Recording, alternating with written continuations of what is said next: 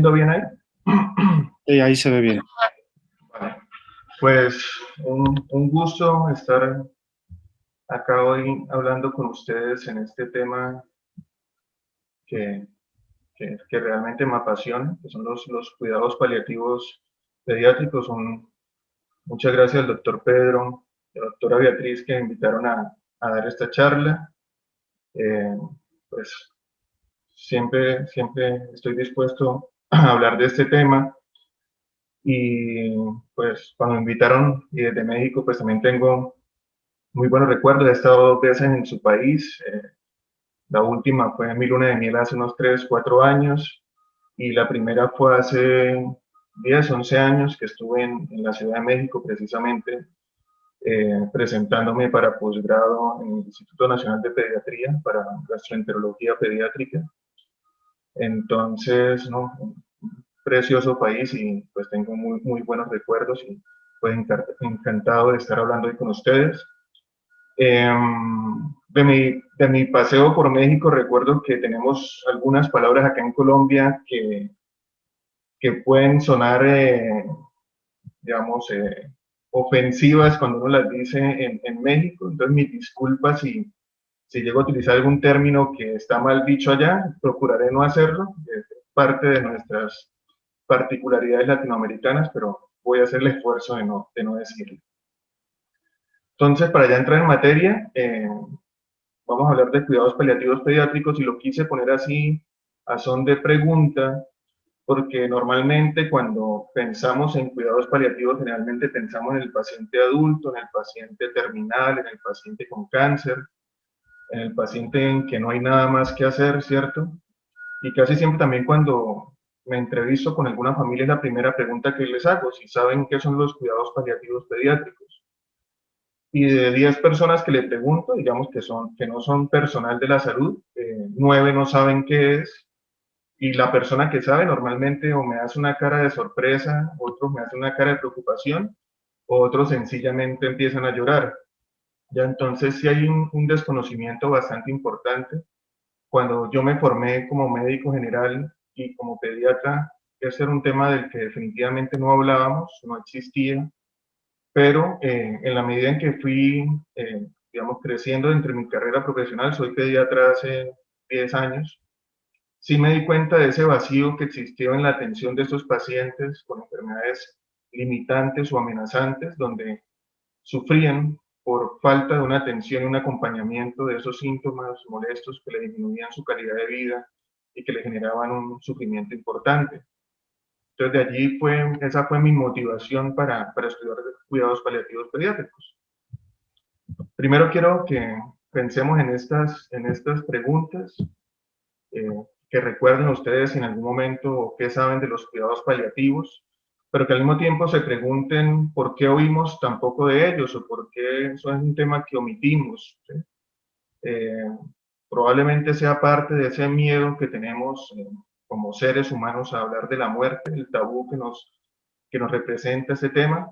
Sé que en México pues hay digamos, una cultura diferente del Día de Muertos, eh, que permite al menos tener digamos, un acercamiento diferente al concepto de muerte y de duelo. Pero a pesar de todo eso, sabemos que hay limitantes, que son temas que nos preocupan, hablar de la muerte, hablar con una familia en cual su hijo está pronto a fallecer o que existe la posibilidad de que fallezca. Todo eso hace desde un punto u otro que oigamos poco de estos temas y que cuando oímos tratemos de mirar hacia otro lado. Y esto nos lleva a pensar también muchas veces cuál es el propósito de la medicina. ¿Sí? Realmente todo lo que aprendimos muchas veces estuvo enfocado hacia salvar vidas, a prevenir la enfermedad, a tratarla, a evitar la muerte a toda costa. Pero ¿será que realmente al fin ese es nuestro propósito, nuestro propósito? ¿Sí? ¿No será a veces mucho más importante acompañar a estos pacientes, acompañar a estas familias? ¿No sería más importante que recordáramos eso teniendo en cuenta que sabemos que todos en algún momento vamos a morir? Y si es difícil entenderlo en el contexto como pediatras, ¿no? Y como padres también, y como abuelos en otros contextos, tíos, pensar en la muerte de un niño tiene una carga, sabemos que mucho más importante que lo que puede significar morir ya a edades mayores. Y definitivamente todo este contexto de salvar vidas, acompañar, morir, ha tomado toda una dimensión diferente en este mundo de la pandemia. Entonces, son unas preguntas que quería con las que empezaran. Probablemente con esta charla van a tener más preguntas que respuestas, pero también es una invitación a que nos estemos cuestionando este tipo de situaciones en nuestras cabezas. Y por eso también quiero cerrar esta primera parte con esta frase que es bastante célebre de Gubler, que es que la medicina a veces es curar a veces, aliviar a menudo, pero siempre hay que consolar a esos pacientes y a esas familias. También quise traer esta frase del doctor Henry Marsh. Si no lo conocen, es un neurocirujano británico con una amplia trayectoria y con una capacidad también increíble para escribir. Tiene 2 libros, o al menos de los que yo conozco, que son excelentes, Confesiones y Primero no harás daño. Y él, durante su trayectoria como neurocirujano, se dio cuenta de que en lo que hacemos en medicina hay muchas cosas que definitivamente terminan o pueden terminar haciendo más daño de lo que nos habíamos propuesto que hicieran en el primer momento. Claramente no pensamos hacer daño de una manera intencional, pero puede suceder dentro de nuestro ejercicio médico. Es así como esta frase también de él: hacen falta 3 meses para aprender a hacer una operación, 3 años para saber cuándo hacerla y 30 años para saber cuándo no hacerla. Entonces, también muchas veces el ejercicio de la medicina se trata de desaprender, o el ejercicio, digamos, de ser seres humanos muchas veces se trata de desaprender. Hemos visto, volviendo otra vez a la pandemia, eh, cómo la evidencia cambia cada momento, cómo lo que pensábamos que ayer estaba bien, hoy se está haciendo de una manera diferente, cómo lo que sabíamos sobre transmisión, tratamiento, diagnóstico cambia cada momento. Y eso nos ha permitido también darnos cuenta de cómo todo va más rápido y que por momentos tendremos que parar y darnos cuenta de qué es definitivamente lo mejor para nuestros pacientes, y que a veces eso nos lo da la experiencia, y que pues esperamos no tener que pasen tantos años y pasen tantos pacientes para poder darnos cuenta de en qué momento a lo mejor hay que parar en esas atenciones.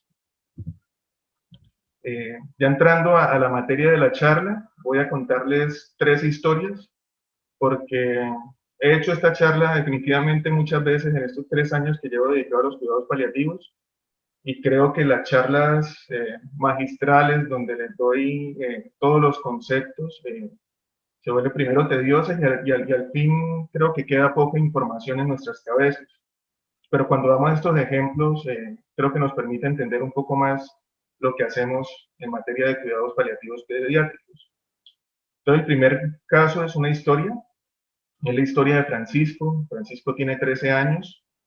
Francisco fue un niño prematuro, nació antes de tiempo y pues no respiró bien, un niño con una prematurez y con una asfixia. Como es la historia natural de muchos de estos pacientes, estuvo hospitalizado por varios meses, 2, 3 meses, y pues claramente en esos 2, 3 meses su vida estuvo en riesgo muchas veces. Los médicos, nosotros, el personal de salud, intentamos siempre procurar en algunos casos dar algún pronóstico. Le dijeron muchas veces a los padres que Francisco tenía pocas probabilidades de sobrevivir. Desde el minuto 0 estaban diciendo que la situación estaba complicada y que era posible que él falleciera. Pero Francisco lo logró. Recuerden que empezamos diciendo que tiene 13 años y estamos contando su historia hacia atrás, o de atrás hacia adelante. Francisco lo logró en esos primeros meses que estuvo en la unidad de cuidados intensivos neonatales, pero le dijeron pues, que no iba a ser mucho tiempo. También a veces como médicos nos gusta, digamos, dentro de ese pronóstico, dictar sentencias. Y durante toda la charla voy a ser muy enfático en lo que se refiere a la comunicación, que es una de las materias más importantes que tratamos en cuidados paliativos, y en la forma en que comunicamos a los pacientes y a las familias, porque podemos hacerles bastante daño a las familias según la forma en que les hablemos. Entonces a Francisco le decían, a los papás de Francisco le decían: Francisco no va a llegar a los 6 meses. Entonces, pues los papás de Francisco tacharon esa fecha en su calendario y estaban esperando que llegaran los 6 meses porque a los 6 meses Francisco iba a morir. Pero Francisco tiene 13 años, recordemos de nuevo, y pasaron los 6 meses y Francisco seguía allí.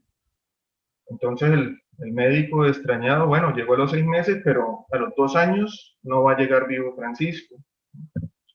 Entonces se repetía la misma historia, pero Francisco tiene 13 años y pasaron los 2 años, por supuesto, 2 años difíciles. Sabemos cómo es la historia de esos niños con secuelas neurológicas, con displasia broncopulmonar, infecciones respiratorias frecuentes, también tienen epilepsia, entonces no dejan de convulsionar y vuelven a los servicios de urgencia.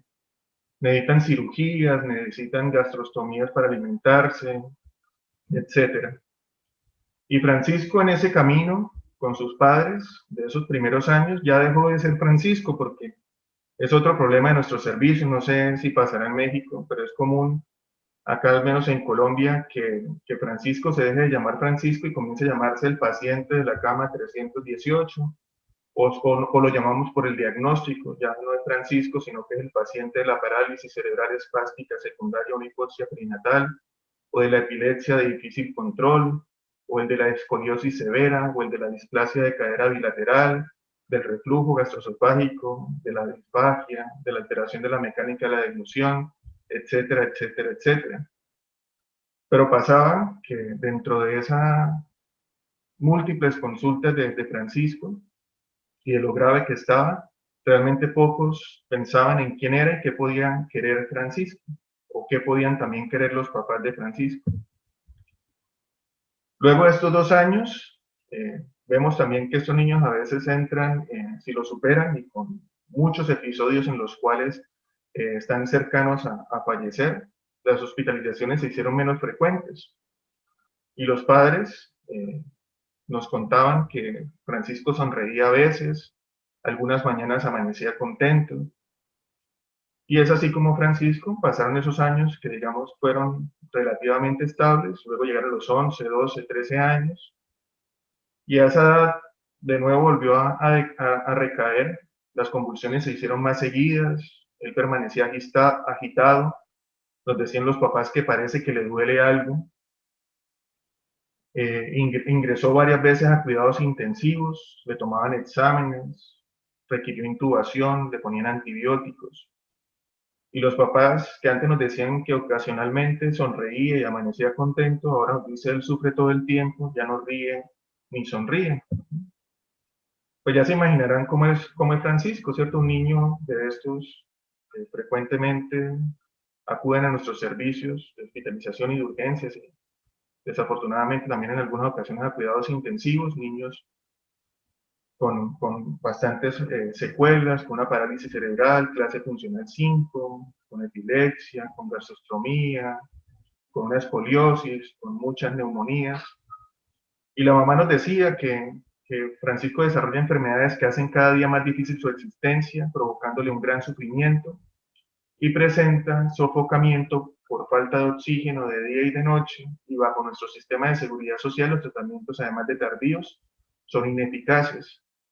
Entonces, además del sufrimiento que tenía Francisco, acá en Colombia tenemos un sistema de salud que es universal, sí, que cubre a todas las personas, pero que desafortunadamente por algunas fallas en ese mismo sistema, los medicamentos se pueden demorar, las consultas se pueden demorar, no se le da todo lo que el paciente y la familia realmente requeriría.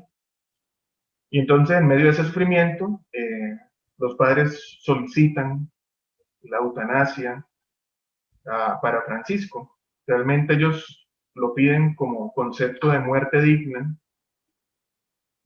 pero en nuestro país en ese momento no estaba legislada la eutanasia infantil.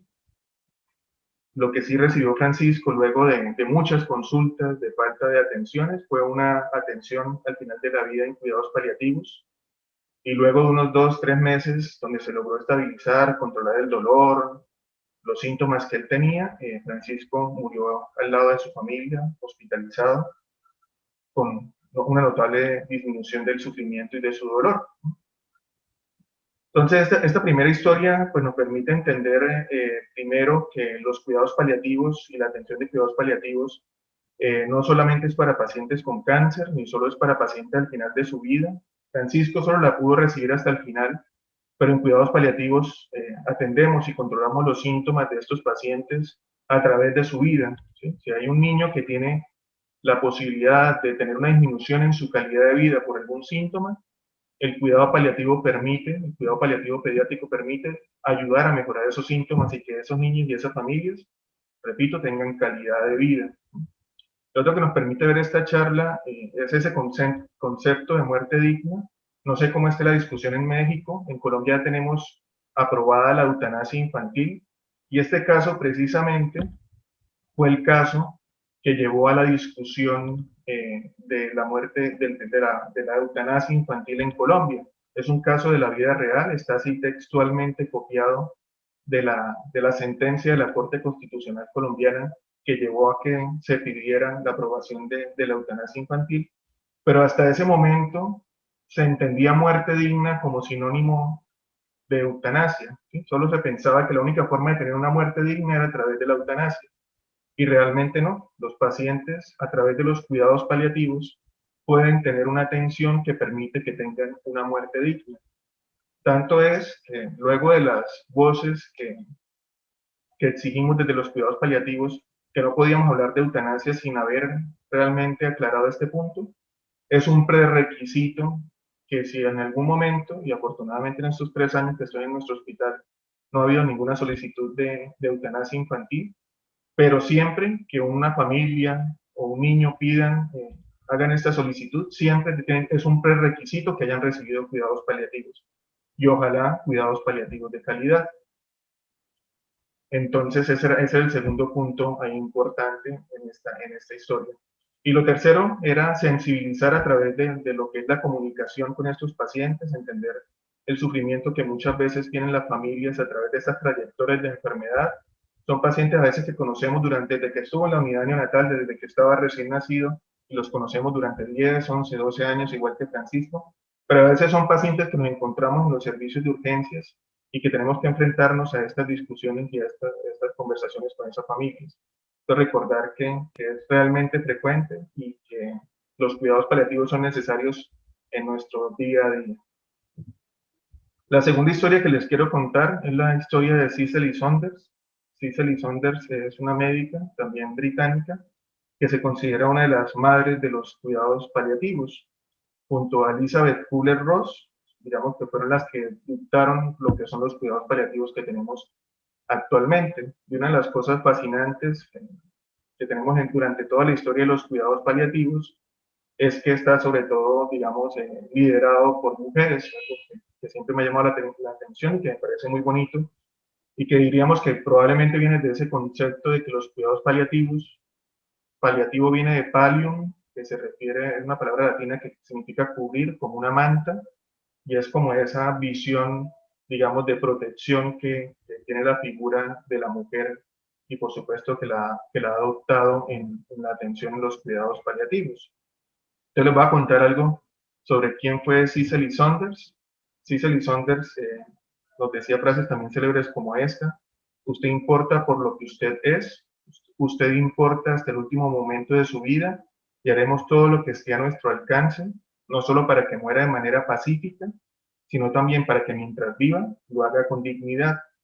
Normalmente entendemos la muerte y el final de la vida como una situación pasiva, ¿sí? En la cual, repito, tenemos esa frase fatídica de no hay nada más que hacer, pero realmente los cuidados paliativos son activos, ¿sí? Lo que buscamos es controlar los síntomas de una forma activa para que la persona no la pase mal en esos momentos, y lo que buscamos no es que la muerte llegue más rápido, sino que lo que buscamos es que esos últimos días o horas o semanas tengan mucha más vida, ¿sí? Y que tengan vida hasta el final de esos días.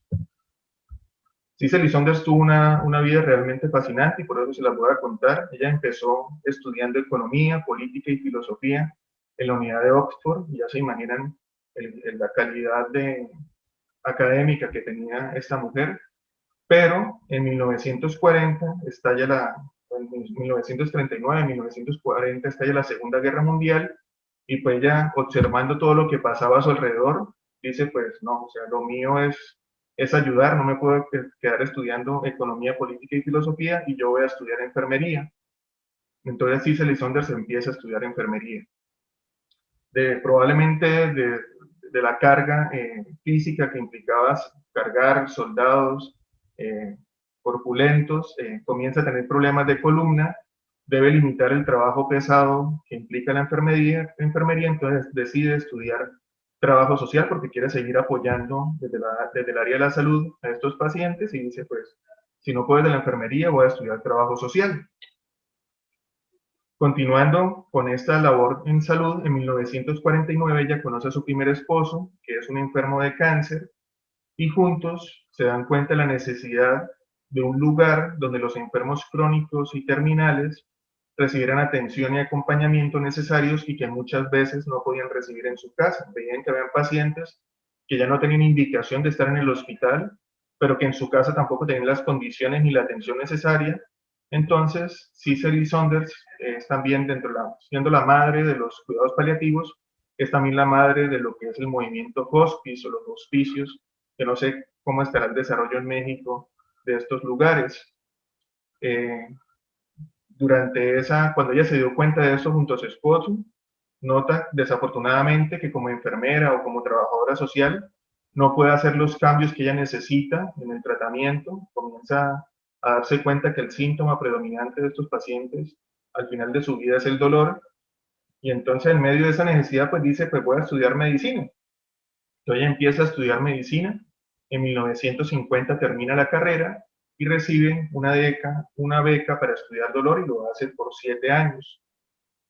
Cicely Saunders trata a sus pacientes con opioides, define la necesidad de infusiones continuas cuando el dolor es intenso, antes se pautaba con horario, pero se da cuenta que hay pacientes que necesitan el medicamento durante todo el tiempo, entonces define las infusiones, pero sobre todo ella se da cuenta que estos pacientes muchas veces son abandonados porque no hay nada más que hacer. Y Cicely Saunders también dentro de ese concepto de dolor define algo que es el dolor total, donde se dio cuenta que el dolor de muchos pacientes no solo se controlaba con opioides y que a veces pautaba muy bien esas infusiones y estaban a dosis bastante altas, donde el paciente ya no debía sentir dolor, pero el paciente seguía sufriendo. Y ahí viene el concepto de dolor total porque se dio cuenta que el dolor no solamente era físico, sino que también era psicológico, espiritual y por tanto requería de un manejo integral para tratarlo, que ese abordaje también debía ser total y que los cuidados paliativos no solamente era un médico formulando opioides, sino que necesitábamos al psicólogo, al asesor espiritual, a la enfermera y al trabajador social para hacer ese manejo integral y realmente lograr atender lo que necesitaba el paciente. A manera, digamos, de anécdota, ella se casó 3 veces y a los 3 los trató y acompañó hasta el final de sus días. Los 2 primeros fallecen de cáncer y los conoció enfermos. Experiencias que la debilitaron físicamente, pero fortalecieron su espíritu y, por supuesto, le permitió, digamos, conocer a primera mano lo que vivía un paciente, lo que vivía un paciente con cáncer. Probablemente muchos de nosotros hemos sido pacientes y hemos sido familiar también de pacientes y sabemos cómo nos cambia en algo la perspectiva cuando vemos la situación desde el otro lado. Cicely Saunders recibió múltiples reconocimientos y el movimiento hospice se esparció por el mundo y solo hasta 1980 la OMS agregó el concepto de cuidados paliativos. Entonces, probablemente de las áreas de la medicina, probablemente los cuidados paliativos debe ser una de las más jóvenes, hecho que también ha hecho que conozcamos poco de esta materia. Toda esta historia de Cicely Saunders siempre me ha gustado mucho, nos permite conocer ese camino que ella hizo, nos permite conocer, como les decía, que la atención en cuidados paliativos y en general no solamente la podemos dar los médicos, sino que debemos trabajar como equipo y también dentro del equipo de médicos debemos ver a los pacientes de una forma integral y ojalá desde todas las especialidades, no solamente con la interconsulta, la valoración que hace cada uno, sino que por momentos tenemos que sentarnos, hablar entre todos y desde la perspectiva de cada uno definir lo que es mejor para ese paciente y para esa familia en el momento que está viviendo ese paciente y esa familia. Entonces nunca se nos debe olvidar eso, que si realmente queremos mejorar la atención de esos pacientes, debemos hacerlo desde ese enfoque integral, desde ese enfoque biopsicosocial que tanto nos hablaban en las facultades de medicina y que muchas veces desafortunadamente por la carga laboral, por los tiempos, etcétera, solo nos quedamos en lo bio y se nos pierde esa parte psico y social, ¿vale? Lo tercero que les quiero mostrar es un corto animado, solo dura unos 8 minutos, pero también nos permite entender bastante sobre lo que son los cuidados paliativos. Probablemente algunos lo habrán visto ya, entonces vamos a verlo. Me cuentan si de pronto hay algún problema con el audio, que a veces sucede.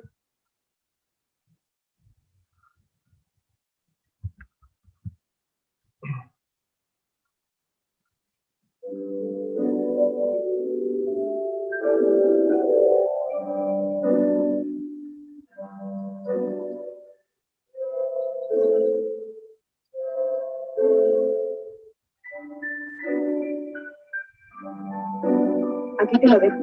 Ya sé que no es el sitio más adecuado para él, pero mira, es que estamos saturados. En cuanto podamos, lo llevamos a un sitio más acogedor. Tienes los informes, las medicinas. Esta es la última valoración. En esta maleta están todas sus pertenencias. De acuerdo, firma aquí y ya está todo. María, ¿otra vez por los pasillos? ¿Quieres hacer el favor de salir al recreo con los demás niños?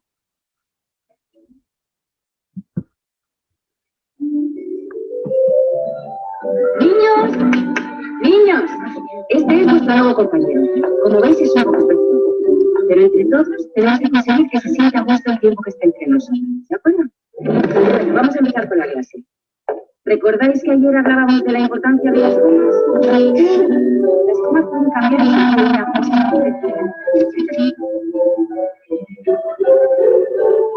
Así por lo menos quedaréis solicitando. Ahora podéis ver.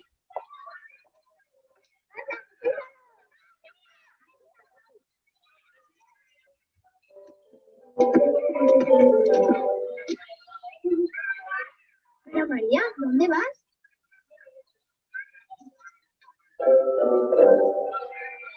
Hola, ¿cómo te llamas? Yo me llamo María.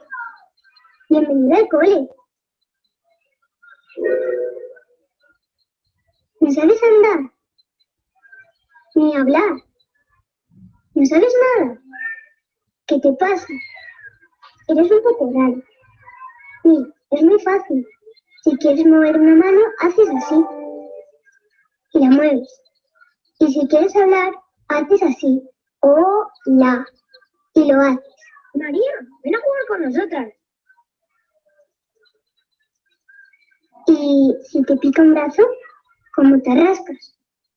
Yo cuando me pica un brazo no me puedo aguantar.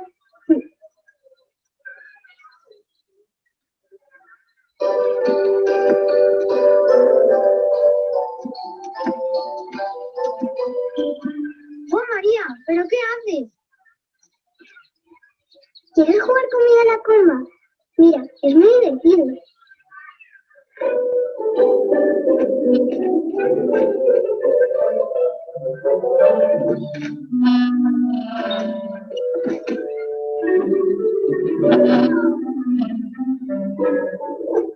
¡Qué rara es María!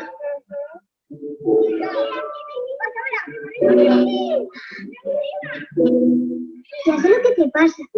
A ti lo que te gusta es el fútbol. Máxima concentración. El delantero va a chutar. Es el máximo goleador del campeonato. Pero la primera máxima de la competición.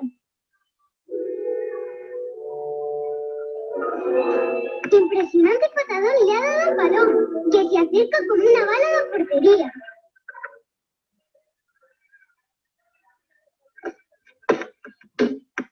¡Gol! ¡Gol! ¡Gol! Pero un niño en la silla de ruedas ha metido gol. ¡Gol! Pero qué rara es María.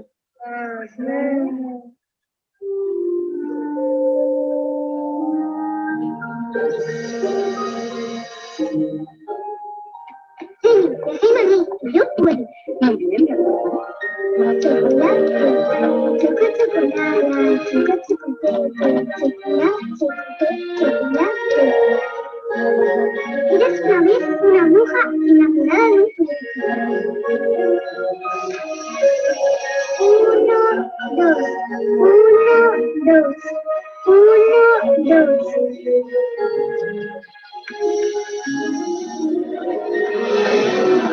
¡Capitán! ¡Saquen la doncella! ¡Auxilio, capitán! ¡Solo vos podés salvarme! No conseguiré salvarla. La doncella está a buen recaudo.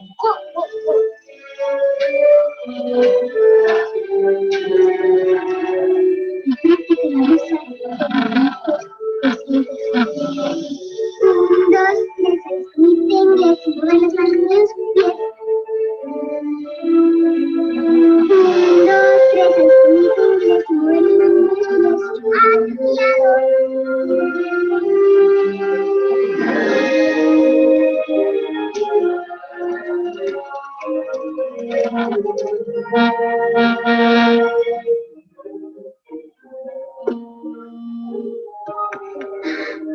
¡Sí!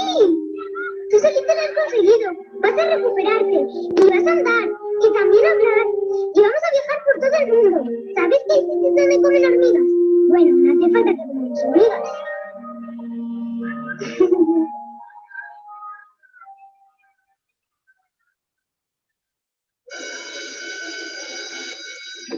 María, hoy no puedes salir al recreo. Mira, está muy cansadito. Si quieres, puedes quedarte aquí con él y le haces compañía. ¿Qué te pasa? ¿No te apetece jugar hoy?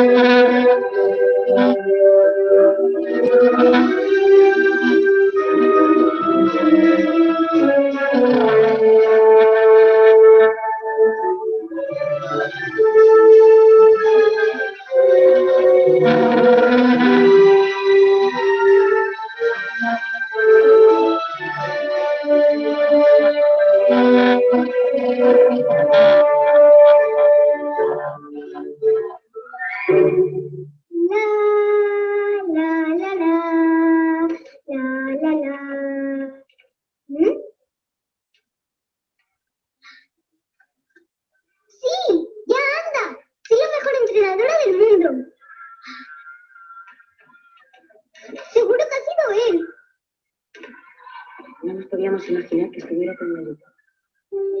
Nunca se está preparado para eso. Bueno, por lo menos ha sido por la noche y sin sufrir. La verdad es que su cara era de alegría. No sé cómo se lo vamos a decir a los demás. Sobre todo a María. Se había hecho muy amiga. No lo sé. Recogeremos sus cosas lo antes posible. Siento que les tenía que pasar.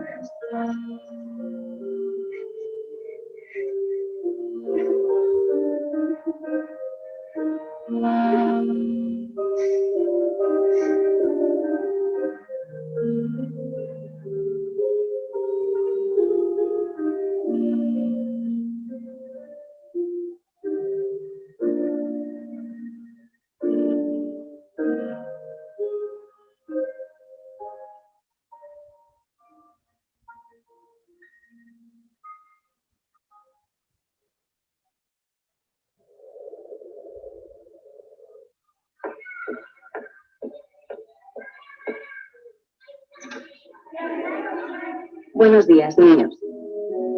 Soy María, vuestra nueva profesora.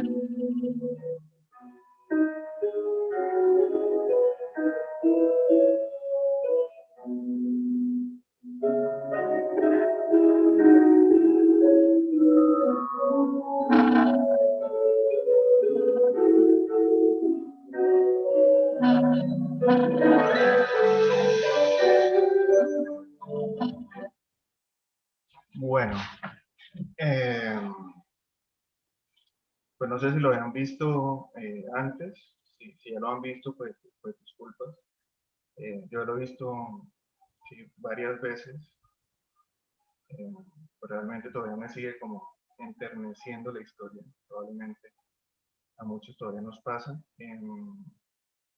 Hay varias cosas que resalto de este corto, un par de frases. Por ejemplo, la frase que dice María, y si te pica el brazo, ¿cómo te rascas? Y es algo común, ¿no? Que vemos a veces estos niños, pues en este caso el niño no sabemos el nombre, pero que también podría ser el niño de nuestra primera historia de Francisco. Los vemos llorando, agitados, que realmente no es difícil saber qué pueda estar pasando, como también nos pasa probablemente con los recién nacidos y con los niños los primeros meses, perdón. Y entonces estos niños realmente a veces la pasan mal si no hacemos ese abordaje integral, intentamos reconocer qué síntomas los pueden estar aquejando, ¿sí? Y algo tan sencillo como que nos pique y queramos rascarnos, pues no lo pueden hacer, ¿sí?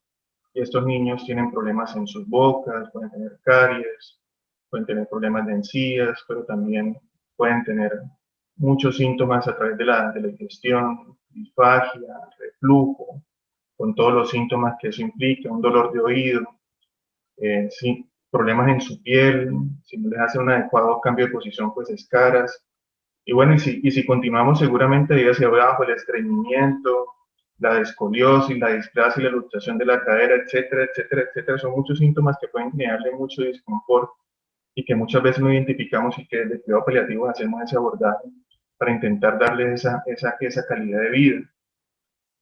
Lo otro es ese concepto de calidad de vida que muchas veces pensamos que son niños que no tendrían en general calidad de vida, sino nosotros que hemos tenido, como les digo yo también simples papás, entre comillas, una vida normal, pensamos que a lo mejor esa no es una forma digna de vivir, pero vemos cómo este niño y con los cuidados de María era feliz, ¿sí?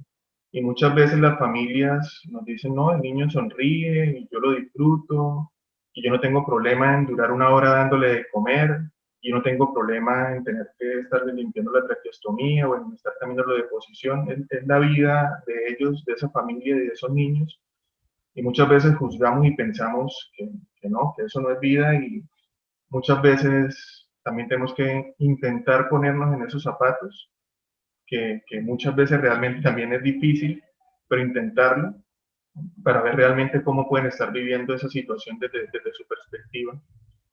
Y el tercer punto a resaltar es lo que todos los niños le dicen a María, que qué rara es María, y ojalá pues todos en algún momento pudiésemos ser así un poco raros, ¿sí? Un poco diferentes y pudiéramos también acercarnos a estos niños, no solo desde la perspectiva de médicos, sino también intentar ayudarlos con amor, con cariño, con acompañarlos, estar ahí.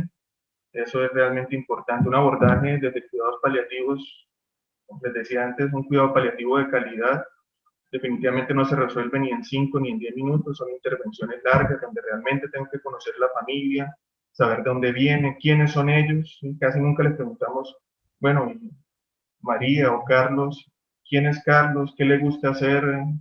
¿Dónde estudia? ¿Cómo le va en el colegio? ¿Qué quiere ser cuando grande? ¿Qué hace cuando no está estudiando? Ahora volvemos a la pandemia y todo eso nos ha cambiado realmente muchas de esas prioridades y muchas de esas situaciones. Sabemos, y vuelvo e insisto, que con nuestros sistemas de salud a veces es difícil lograr ese acercamiento, pero realmente de lo que yo he aprendido estos 3 años es que cuando intentamos hacer ese ejercicio, cambia la situación, cambia la atención que le damos a nuestros pacientes y a estas familias. Entonces, luego de este recorrido por estos 3 casos, sí ya quiero poner un poco más serio y más formal y decirles qué son los cuidados paliativos pediátricos. Los cuidados paliativos pediátricos lo han definido inclusive los pacientes que han recibido esa atención. Esa es la historia de Mati Stepanek, un niño que vivió 13 años, 14 años, de una enfermedad mitocondrial. Él fue orador, poeta y defensor de la paz, y decía frases que definían muy bien los cuidados paliativos, porque él decía que no solo implicaba ayudar a los niños a morir bien, y que va también muy de la mano con lo que decía Cicely Saunders, sino que suponen ayudar a los niños y sus familias a vivir bien, y luego, cuando llega el momento, ayudarlos a morir apaciblemente. Esta es la definición que se llegó a un consenso hace 3 años, una definición que ha cambiado a través del tiempo, y esta es la última, donde nos dice que los cuidados paliativos son una asistencia activa, que les había hecho énfasis en que no somos una atención pasiva, no somos el punto al que llegamos cuando no hay nada más que hacer, sino que atacamos activamente los síntomas para que los pacientes estén bien o procurar estar más cercano a ese bienestar. También que somos una tendencia holística, donde intentamos hacer esa atención desde toda perspectiva, y creo que eso también ha quedado bastante claro con los ejemplos, y de personas de todas las edades, ¿sí? El cuidado paliativo va desde la atención perinatal. Si, por ejemplo, se diagnostica en un embarazo que un bebé viene con algún tipo de malformación grave, alguna trisomía, entre comillas, incompatible con la vida, donde vengan con una enfermedad en la cual existe alta posibilidad de que fallezca prontamente o que tengan varias complicaciones en el momento de nacer, de ahí se hace la intervención de cuidados paliativos. Al momento de nacer, por supuesto, también hay cuidados paliativos neonatales, y a través de toda la vida, por supuesto, están personas, adultos y ancianos. Entonces va para todas las edades, en personas con sufrimiento grave relacionado con la salud, debido a enfermedades graves, y especialmente de quienes están cerca al final de la vida. El objetivo, que ya lo mencionó también bastantes veces, es mejorar la calidad de vida de los pacientes, pero siempre teniendo muy en cuenta que no solo nos centramos en los pacientes, sino también en las familias y en los cuidadores. En otros puntos importantes, también, como he dicho varias veces, hacemos un control de síntomas, ¿sí? Participamos en todo el proceso de comunicación efectiva con los pacientes y con las familias, y también hacemos un apoyo en lo que es modificar la enfermedad, en lo que en muchos lugares se define como limitación del esfuerzo terapéutico o adecuación del esfuerzo terapéutico o adecuación de medidas.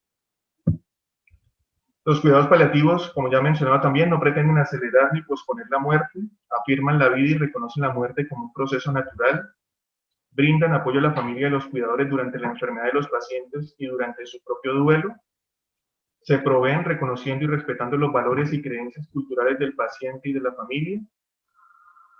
Los cuidados paliativos no solamente son de hospitales, tampoco solo de hospice, se pueden dar en todos los niveles de atención, desde lo domiciliario hasta lo hospitalario, desde los niveles primario hasta el terciario, y pueden ser provistos por profesionales con formación básica en cuidados paliativos. En este momento acá en Colombia estamos haciendo un diplomado en cuidado paliativo pediátrico. Contamos con varias compañeras colombianas que se formaron allá en México, si mal no recuerdo, en el Instituto Nacional de Pediatría, y estamos haciendo esa capacitación, que ya permite una formación básica.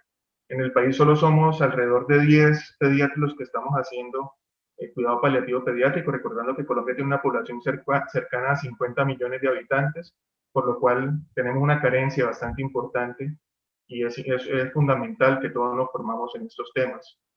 Pero los cuidados paliativos pues también requieren una atención especializada con un equipo multiprofesional cuando hay casos complejos. Entonces debe haber siempre un lugar de referencia, y que ustedes allá en Ciudad de México pues tienen varios centros donde lo pueden hacer. Entonces, en resumen, como les he dicho ya, los cuidados paliativos hacemos 3 cosas principalmente: control de síntomas, apoyamos la comunicación y hacemos adecuación de medidas o apoyamos el proceso de toma de decisiones dentro del contexto de la limitación del esfuerzo terapéutico. Dentro de síntomas, el síntoma más predominante es el dolor, pero no es el único.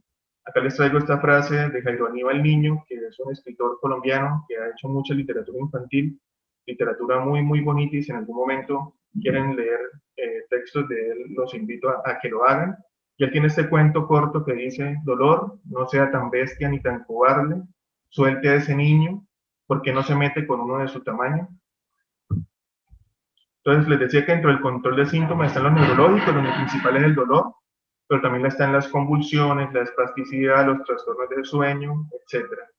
Dentro de los respiratorios está la dificultad respiratoria, la disnea, cuando hay aumento de secreciones, cuando hay tos. Dentro de los digestivos están problemas de alimentación, el vómito, estreñimiento, diarrea. Y pues también tenemos otros síntomas físicos, como problemas en piel, mucosas, boca. Pero también hacemos el abordaje de control de síntomas en todas esas facetas que les mencionaba de ese abordaje holístico. También atendemos los problemas psicológicos, obviamente con la atención de psicología, los problemas sociales, inclusive con un asesor espiritual hace ese abordaje también. El segundo punto es la comunicación, y traigo esta frase de Eric Kassel, que siempre me ha gustado mucho y es muy importante, que es que para los clínicos que proveemos cuidados paliativos y en general los clínicos que atendemos pacientes, las palabras son tan importantes como los bisturíes para los cirujanos. Siempre cuando doy esta charla les cuento a mis estudiantes que cuando yo hago ese abordaje a esas familias y han tenido trayectorias de enfermedad, así como el caso, por ejemplo, de Francisco, ellos cuando recuerdan y cuando tienen malos recuerdos de la atención en salud, normalmente no me dicen, no, la cirugía aquella que le fue mal, o el antibiótico que le pusieron y tuvo una reacción alérgica. No, normalmente las quejas son desde el punto de vista de comunicación. El médico que me dijo que se iba a morir a la semana y ve al niño acá está vivo, la enfermera que fui a preguntarle algo y ni siquiera me volteó a mirar, el médico en la unidad de cuidados intensivos que fue brusco, que fue tosco en darme la información y que me dijo que él se iba a morir. Todo eso es lo que más recuerdo en la forma en que como les comunican, cómo a veces no les comunicamos, ¿sí? Los ignoramos y creemos que eso no es comunicación, y la comunicación no verbal a veces transmite mucho más que lo que es la verbal. Entonces siempre comunicamos así no queramos. Entonces eso siempre lo recuerdan mucho las familias y le hace más daño que lo que uno podría pensar que puede hacer daño dentro del ejercicio médico. En los procesos de comunicación en cuidados paliativos apoyamos todos los procesos de ayudar a dar malas noticias. También ayudamos a la solución de conflictos entre pacientes, entre los médicos y los pacientes, entre los médicos y la familia, entre la familia y los pacientes, inclusive entre los propios médicos. Apoyamos a todos esos procesos. Y para traer algunos ejemplos, porque también intentamos dar este tipo de capacitaciones para enseñar a los médicos a comunicarse mejor. La comunicación es una habilidad que se adquiere. En estos 3 años he aprendido muchísimo de cómo hablar con las familias, y es algo que definitivamente, si miro cómo lo hacía hace 3 años y cómo lo hago ahora, seguramente hemos mejorado bastante. Entonces todos podemos aprender a hacerlo y todos deberíamos aprender a hacerlo. Dentro de los errores comunes que yo cometí y que seguramente muchos cometemos, es decir frases como por ejemplo esta: yo sé lo que usted está sintiendo. ¿Sí? Cuando estamos comunicando una mala noticia a la familia, tenemos tendencia a decir esa frase. Casi siempre que veo que algún compañero la dice y yo estoy al lado de él, casi siempre la familia como que cambia su expresión, porque definitivamente uno nunca puede saber qué está sintiendo la otra persona, ¿sí? Y lo que veo en los ojos de la gente es: no, usted no tiene ni idea de lo que yo estoy pasando en este momento. Así hayamos tenido un paciente similar, un hijo, un hermano en una condición similar, nunca vamos a vivir, porque la experiencia de cada persona no depende de ese momento nada más, sino de lo que nos pasó con otro hijo. A lo mejor hubo una pérdida anterior, lo que me pasó con mi papá, lo que estoy viviendo en este momento de pandemia, etcétera, etcétera. Cada experiencia la hace particular y por eso no deberíamos utilizar esta frase. Yo normalmente digo es: no me imagino lo que usted está sintiendo en este momento, ni me imagino lo duro que usted está o lo mal que la está pasando en este momento. No hay nada más por hacer, esa también la repetimos mucho y definitivamente no. Siempre hay algo por hacer, y en el contexto, por ejemplo, de final de vida, lo que siempre hay por hacer es cuidados paliativos para mejorar esa calidad de vida. Las sentencias también se las he mencionado mucho, que decirles se mueren 5 días, se mueren 3 días, se mueren una semana, puede que pase antes, o puede que no pase, como el caso de Francisco, y nos equivocamos, y las familias me dicen: doctor, yo estoy contando los días y cuando llega ese día es el peor día de mi vida, y si pasa el quinto día y llega el sexto, pues si no se murió el quinto, pues probablemente seguro se va a morir el sexto. Y entonces, digamos, la vivencia de esa enfermedad, si ya por sí es muy difícil, la hacemos más difícil con esas sentencias. Y esa otra frase, que la repetimos también mucho, sobre todo en el contexto de neonatos, es incompatible con la vida, porque es igual que la anterior, es una sentencia, ¿sí?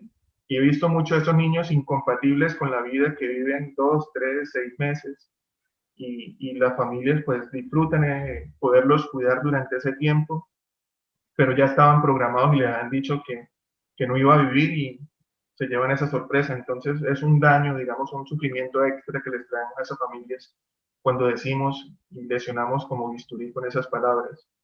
Y lo otro que también ayudamos es a manejar ese concepto de la esperanza, ¿sí? A veces las familias tienen una esperanza muy alta y nosotros sabemos que realmente las probabilidades son pocas, entonces intentamos acercarnos en un punto intermedio o más cercano realmente a lo que son las probabilidades.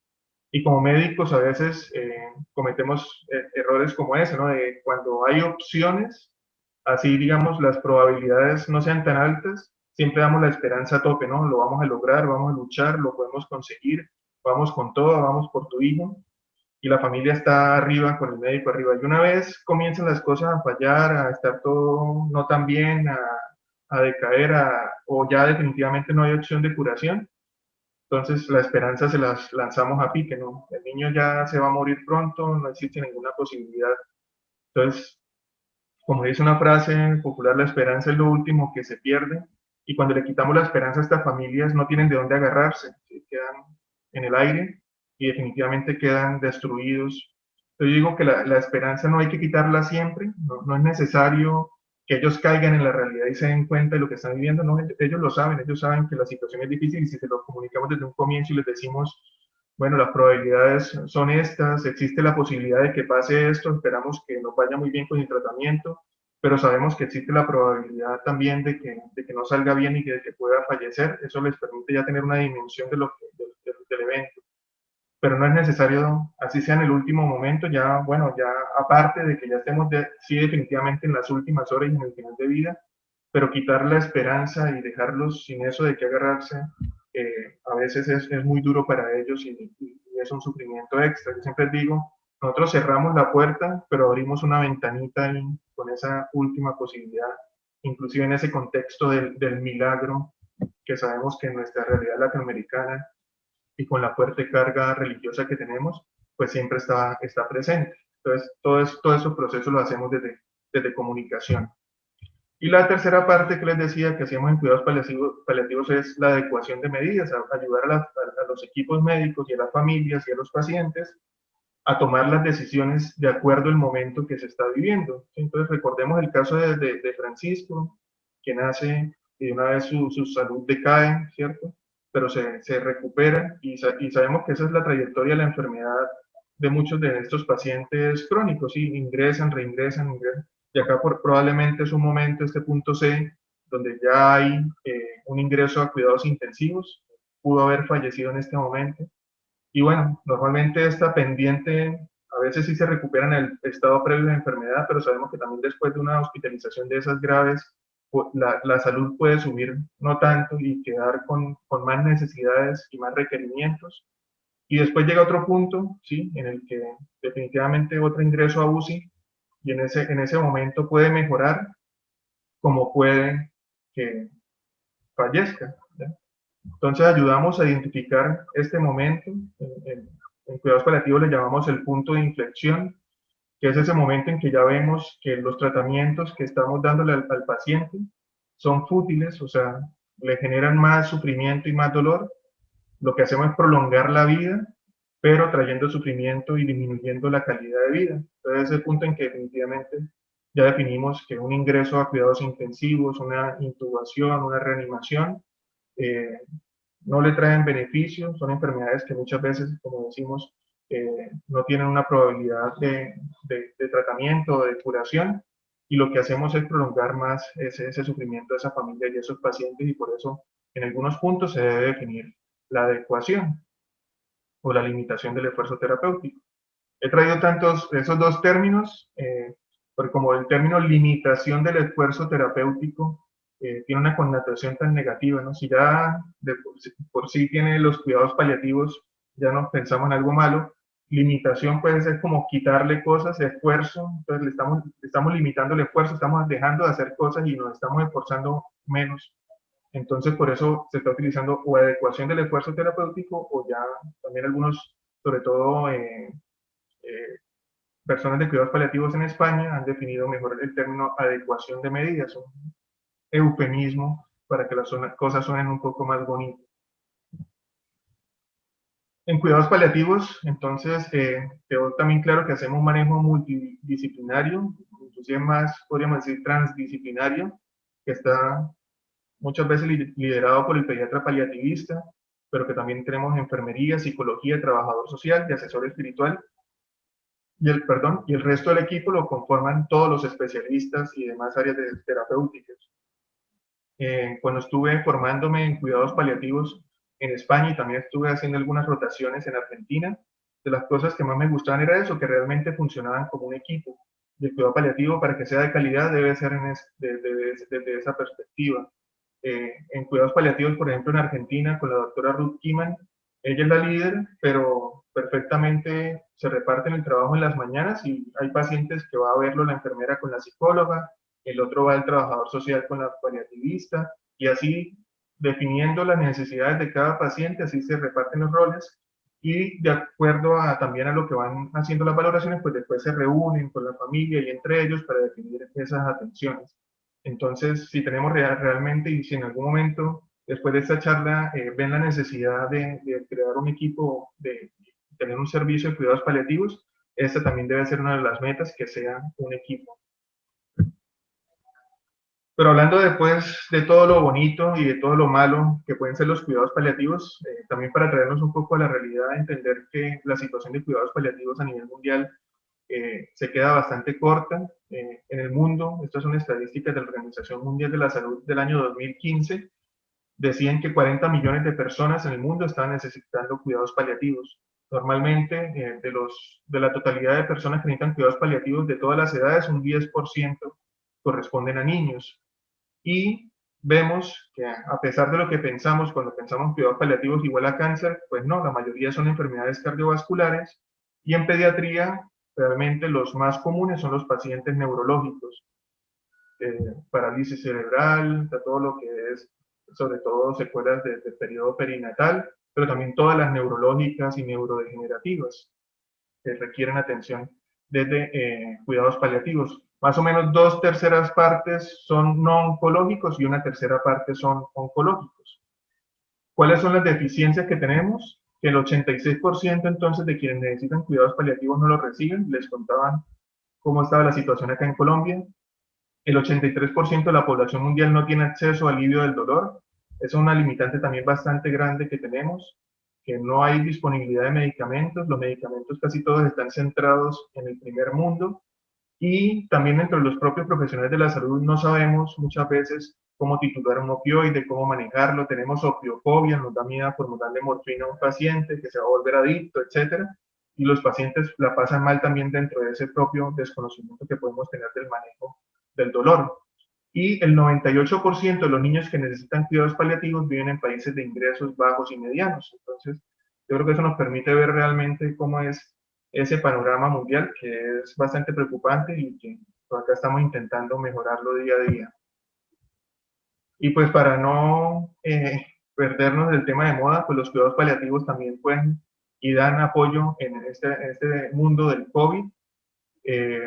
Desde la comunicación apoyamos a las familias en los procesos de dar malas noticias y de información. En este preciso momento mi hospital tiene un área de influencia de más o menos unos 2-3 millones de habitantes. La capital del departamento, que es como el estado allá en México, donde yo vivo, se llama Neiva y tiene 400,000 habitantes. Entonces es el principal hospital y donde se reciben la mayoría de pacientes con COVID.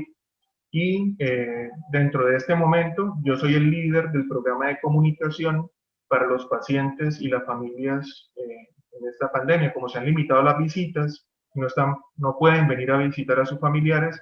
Entonces yo estoy coordinando que todas las familias reciban diariamente información de sus pacientes. Entonces todos los días los llamamos a contarles cómo va el estado de salud y apoyamos ese proceso de malas noticias que sabemos en medio de tanta mortalidad como ha sido. Entonces ese ha sido mi aporte, digamos, a la pandemia en mi hospital desde la perspectiva de cuidados paliativos y de comunicación. También en cuidados paliativos pues podemos apoyar el control de síntomas, dolor, disnea, sabemos que estos pacientes tienen bastante dificultad respiratoria entre otros síntomas, y también apoyamos todo lo que mencionaba de la adecuación de medida. Entonces apoyamos a los pacientes que ya reciben cuidados paliativos y que tienen COVID, pues vamos a seguirlos atendiendo. También hay pacientes que desde esa atención se define que no se benefician de un ingreso a cuidados intensivos, pero que son pacientes que no se pueden obviamente desproteger y que hay que seguirlos controlándole esos síntomas, entonces se le hace la atención de cuidados paliativos. Cuando un paciente ha tenido una mala evolución y ya vemos que pasa ese punto de inflexión y que ya lo que estamos haciendo es útil, pues también desde cuidados paliativos ayudamos a apoyarlos en ese final de vida. Y hay pacientes que definitivamente no quieren ingresar a cuidados intensivos. Sabemos que ha sido bastante común en esta pandemia que dicen yo no quiero que me intuben, yo no quiero estar a cuidados intensivos, entonces se traslada a otra planta, pero son pacientes que definitivamente o pueden mejorar o pueden fallecer, y en el escenario en que estén falleciendo, pues hay que apoyarlos también para que tengan calidad de vida hasta el último momento de sus días. Para terminar, siempre traigo este artículo. Es un artículo cualitativo que se hizo en Inglaterra. Es un artículo que se diseñó con estudiantes de tercer año de medicina en Inglaterra, donde ellos los llevan a un hospice, a un hospicio, a hablar con personas que están con enfermedades terminales. Y hubo uno de estos estudiantes que le preguntó a un paciente que le diera un consejo, que le dijera cómo podía ser un buen médico, que le diera un consejo. Había pasado por infinidad de médicos, infinidad de tratamientos, y pues que probablemente quién más que ella le podía dar ese consejo, y ella lo que le respondió es que be a good human, que fuera un buen ser humano, que a pesar de que todo lo que ella había vivido, lo más importante de ese proceso de atención era estar rodeado y ser atendido por personas que fueran buenos seres humanos. Entonces esa es como la última invitación. Es un tema así bastante sensible. No voy a decir que todos los paliativistas somos buenos seres humanos, pero probablemente sí intentamos serlos, porque sí, acompañamos a estos pacientes y a esas familias en esos momentos tan complejos, y queremos que estén bien durante ese proceso. Entonces, pues nada, espero que la charla haya cumplido su propósito. Perdón por si la charla, digamos, se salió un poco de lo que normalmente vemos en una charla en estos ambientes académicos, y realmente pues muchas gracias por la invitación, y no sé si hay alguna pregunta o comentarios, pues estoy atento. Muchas gracias.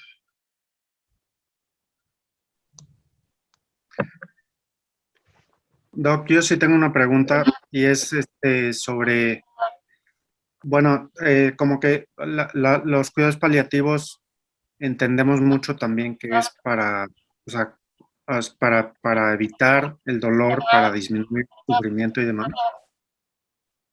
Pero, y hay como, digamos, algún tipo de formalidad en el sentido de, por ejemplo, de definir con la familia cuál es, en qué momento, si, por ejemplo, lo que usted decía, si ya no vamos a meter a terapia intensiva nunca a un paciente con una condición específica, y decir, bueno, tu paciente ya nunca va a pasar de tal cosa o ya nunca va a pasar de tal otra cosa. O sea, claro, en acuerdo con la familia y demás. En los adultos, pues, muchas veces el adulto es el que decide, pero en los niños, pues los que acaban decidiendo son los papás. ¿Y qué tanto en qué momento se llega a esas formalidades? Porque a veces, incluso aquí en México, a veces hasta se hace con notario y demás. Ya. Sí, digamos, realmente depende digamos, del diagnóstico. Es una discusión que siempre ha existido en qué momento un paciente, digamos, requiere atención en cuidados paliativos. Por ejemplo, en el contexto del paciente oncológico, digamos, la evidencia actual dice que Idealmente desde el diagnóstico debería haber un enfoque paliativo, ¿sí? Entendiendo que decir que un paciente lo va a valorar cuidados paliativos no estamos diciendo que es terminal o que ya no hay opción de tratamiento curativo, sino que se ha visto que cuando los pacientes oncológicos se le hace un abordaje temprano, desde cuidados paliativos ayudamos a controlar los síntomas y eso permite una mejor adherencia de quimioterapias, hospitalizaciones, una mejor comunicación con la familia. Entonces eso permite que tengan mejor calidad durante la atención y pues que ya que conozcan al equipo con anterioridad para que cuando llegue el momento, si desafortunadamente no hay una buena respuesta, entonces ya ese momento de final de vida pueda haber esa atención. Inclusive en algunos centros, por ejemplo acá en Colombia, en el Instituto Nacional de Cancerología, le han cambiado el nombre a esa primera atención y le dicen equipo de soporte.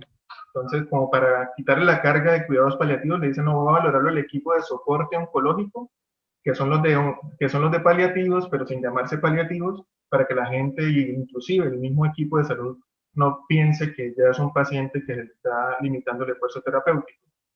Ya, digamos, en el contexto, digamos, de definir la adecuación del esfuerzo terapéutico, hay escalas, hay una escala que se llama PAPAS, P-A-P-A-S, que permite definir de acuerdo a unos parámetros los requerimientos o las necesidades de cuidados paliativos. Pero en general, digamos, la sensibilidad también se va adquiriendo con el tiempo en esos pacientes que uno valora que tienen una limitación, que tienen enfermedades limitantes y pacientes en los cuales su calidad de vida está disminuida. Ya, digamos, como ya llevo 2 años acá trabajando en el hospital, cada vez que hay un paciente con una enfermedad de este tipo, crónica, irreversible, compleja, con compromiso de su calidad de vida, y que ingresa por una enfermedad, por un momento en que está agudizada la enfermedad, ya piden la valoración por cuidados paliativos y muchas veces también voy acompañado del bioeticista y apoyamos ese proceso de toma de decisiones y de adecuación del esfuerzo terapéutico. Hace algunos años, así como mencionan, era necesario, llegaba siempre a la instancia legal para poder llegar a tomar la decisión, pero definitivamente cuando uno mejora esos procesos de comunicación, cuando hay esa sensibilidad en entender que la muerte es posible y en estos pacientes la muerte es algo que se vive muy cercanamente, muchas veces para las familias es fácil de entender. Inclusive, muchas veces es más fácil entenderlo para las familias que para nosotros como equipo de salud. Eso se ha ido cambiando. Yo al comienzo, sí, a la familia siempre decía, yo le cuento al paciente y en 3 días entiende lo que le estoy contando, la familia en una semana y los médicos en un mes, ¿ya? Pero eso poco a poco, en la medida en que día a día hemos ido trabajando estos temas, ya ha sido más fácil llegar a esa toma de decisiones, inclusive desde neonatología, les digo que podemos hacerlo. Entonces, ha sido así el acercamiento que hemos hecho. Ok, pues muchas gracias, doctor. ¿Alguien más tiene alguna pregunta? Sí, me gustaría preguntarle al doctor Bayona, muchas gracias por su plática. Escuchando su plática me hace pensar en 2 reflexiones, el aspecto legal y el aspecto cultural. No todas las culturas, los anglosajones, toman la muerte de una manera diferente. También depende si es un adulto o es un niño. Y muy importantemente también el aspecto legal. ¿Podría hacer algunos comentarios con relación a esto, por favor? Con relación al aspecto legal, digamos que va de la mano con lo que mencionaba anteriormente. Yo creo que cuando hay una comunicación clara, efectiva, asertiva, es realmente algo que pasa hasta un segundo plano. En Colombia sucede mucho, sí, que generalmente llevamos a una práctica médica a la defensiva, ¿sí? donde terminamos tomando las decisiones pensando en la futura demanda y en la futura problema legal que podamos tener. Hasta ahora, afortunadamente, no la he tenido, pero, digamos, desde el punto de vista legal, o sea, lo que es la adecuación del esfuerzo terapéutico y todo el abordaje que hacemos en cuidados paliativos tiene los sustentos para hacerlo, ¿sí? Desde la perspectiva bioética, definir que en un paciente hay tratamientos que son fútiles y que podemos, como no iniciar tratamientos, como tampoco suspenderlos o retirarlos. Eso tiene todo el soporte desde la perspectiva bioética y tiene también el aval desde lo legal. Entonces, realmente cuando llegamos a un proceso adecuado de atención, eh, fluye, ¿sí? Fluye y realmente no hay mayores inconvenientes. Lo que yo también le digo a mis colegas es que lo mismo, que esto es un proceso. A veces esperamos que las familias entiendan de primera mano lo que está sucediendo con la salud de sus hijos y decimos está en negación, ¿sí? Pero yo siempre les digo es que es su hijo el que se está muriendo y uno se resiste a creer que algo así le pueda pasar, no me imagino estar en una situación de ese tipo.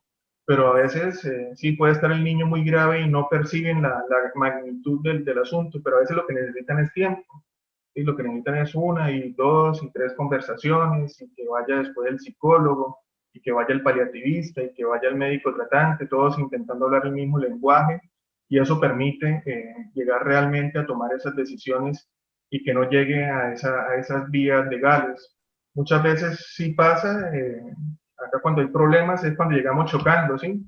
Si usted no hace lo que yo le digo, porque normalmente también tenemos como médicos una actitud paternalista y en pediatría pues mucho más, eh, que muchas veces tenemos esas verdades absolutas tan arraigadas de que se debe hacer lo que yo le digo y realmente muchas veces digamos, la forma en que la familia y el paciente viven en la enfermedad pues es propia, ¿sí? Y muchas veces no queremos que las cosas sean de una forma y esos objetivos y esas esperanzas no están tan cercanas como nosotros quisiéramos. Entonces, sí, a veces hay que cambiar paradigmas, a veces hay que cambiar el lenguaje, entrenarnos en esto y darles mucho tiempo a las familias e intentar, como ya les he dicho, intentar ponernos en esos zapatos, pero realmente yo creo que cuando se toma uno el tiempo, esas particularidades legales dejan de suceder. Por ejemplo, hace unos días oí una noticia acá en Colombia en un centro bastante especializado de atención donde eh, un chico de 17 años que era testigo de Jehová no quería que lo transfundieran y él tenía una leucemia, 17 años y tuvo que ir a las vías legales para que el oncólogo no lo obligara a transfundirse y él no quería. Entonces, sí, son situaciones realmente complejas, son situaciones en las cuales lo pone uno en jaque y uno dice cómo a través de una creencia uno puede llegar a tomar una decisión de ese tipo. Pero también a los 17 años, pues yo también debería tener la capacidad, seguramente sí la tengo, y también la voluntad de decidir qué es lo que quiero y a veces chocar con eso lo que terminamos es haciendo más daño que el que podría hacer la enfermedad, ¿sí? Entonces, cada caso realmente también es muy particular, cada situación, cada paciente. En paliativos, así como en medicina, digamos, no hay fórmulas tan mágicas de decir esto lo podemos aplicar a todos. Entonces, también se trata de individualizar y repito, de darles tiempo. No sé si resolví la pregunta, pero bueno, ahí hice unas divagaciones y unos comentarios al respecto. Sí, muchas gracias. Con gusto. La doctora Maulén quiere hacer algún comentario, una pregunta. Sí, muchas gracias, doctor Cullen. Muchas gracias por la presentación. Me ha encantado. Realmente es un tema que nosotros dentro de El Ángeles Lomas estamos llevando a través, no como de cuidados paliativos, porque no tenemos la unidad de cuidados paliativos propiamente, pero me encanta esto de no llamar paliativo, sino soporte, tal como lo has comentado, y ya lo anoté y me parece mucho más adecuado porque esto de paliativo da la impresión de como conformar cuando ya se ha dejado de hacer todos los esfuerzos para mantenerlo en vida y no.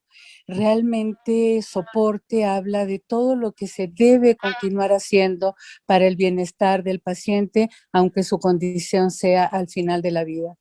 Nosotros lo hacemos en el hospital a través del Comité de Bioética Hospitalaria. Por cierto, recientemente hemos tenido un caso de un neonato en que sus condiciones eran ya incompatibles en los últimos momentos de su vida y toda la terapia de soporte ha logrado mantenerlo en este momento estable y los padres pues felices, consolados y bueno, pues me ha encantado la presentación, te felicito mucho y qué bueno que están con este programa en Colombia y que ahora han ayudado a COVID en este momento, pues que ha sido pues la prueba más grande que ha tenido la humanidad de perder todo su rutina, toda su cuidado al final de la vida y ese acompañamiento que es típico pues de tantas culturas y de tantas religiones, pues se debió dejar y creo que en México nos quedamos muy triste con la situación esta del fallecimiento de tanta gente, alejado completamente de su familia y de todo acompañamiento religioso, familiar y de todo tipo. Creo que falta muchísimo por hacer en este campo y me ha encantado la presentación y se los agradezco mucho. Muchas gracias, doctora. Sí, de acuerdo. Hay otra frase que me gusta bastante, que es que el lenguaje cambia realidades. Y sí, definitivamente, cuando utilizamos otros términos, permite a veces acercarnos. A veces el primer paso es incorporarlo a nuestro lenguaje. Muchas veces el paliativo, la palabra está lejos y así como está lejos la palabra, está lejos la práctica, ¿sí? Entonces, sí, traerlas más cerca y también definitivamente utilizar otros términos nos permite hacerlo mucho más cercano. Y sí, la pandemia ha sido terrible. Acá en Colombia ahora estamos de nuevo llegando a los 500 muertos diarios. Entonces, sí, esto es realmente desolador, pero acá seguimos. Bueno, si alguien tiene alguna otra pregunta, comentario. Bueno, doctor Bayona, muchísimas gracias por la presentación. Fue, pues sí, fue diferente porque la verdad es que a lo mejor pensábamos que iba a ser como más técnico, pero creo que estuvo muy bien así como se presentó. Y agradecemos muchísimo que nos haya, que haya colaborado con nosotros. Y como le comenté, pues esta sesión se va a subir a YouTube en un par de días, por si quiere también usted mandársela a algunos colegas y demás. Vale. Claro que Muchísimas sí. gracias. Vamos por Vale, terminar. doctor. Un gusto. Que esté muy bien. Cuídense.